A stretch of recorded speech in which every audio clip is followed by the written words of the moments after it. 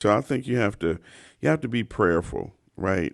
If it's something new that you're gonna try, right? Like, what are the considerations that you take there? Is it volunteer pressure is your first thing? Is your team behind it is your first thing? Can you cast the vision for it? Is that, what are the things that you look at to determine whether or not you're going to add a special service? So first of all, and this is going to sound cliche, but it really is pray. Yeah. Because I do think, I think it's beautiful that there's an expectation from this community, that you guys would, for example, host the candlelight service.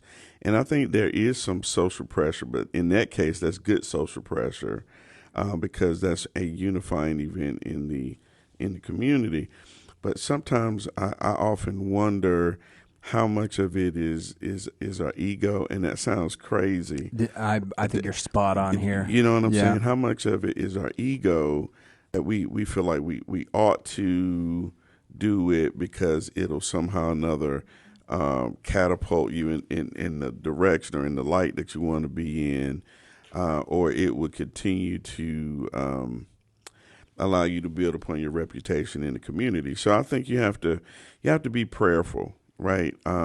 Because there are other congregations I would imagine that might be doing the same thing, like a Good Friday service, for example. And the question is, where is the more powerful message? Is it in you doing it, or is it you doing it with others, right? So It's a so good you call. so you got to be prayerful. And then, like I said, and related to that is, what's the motive? What's the motivation? In addition to honoring Christ, right? Because you don't necessarily have to congregate in a traditional way in order to do that. But you just kind of need to think through that.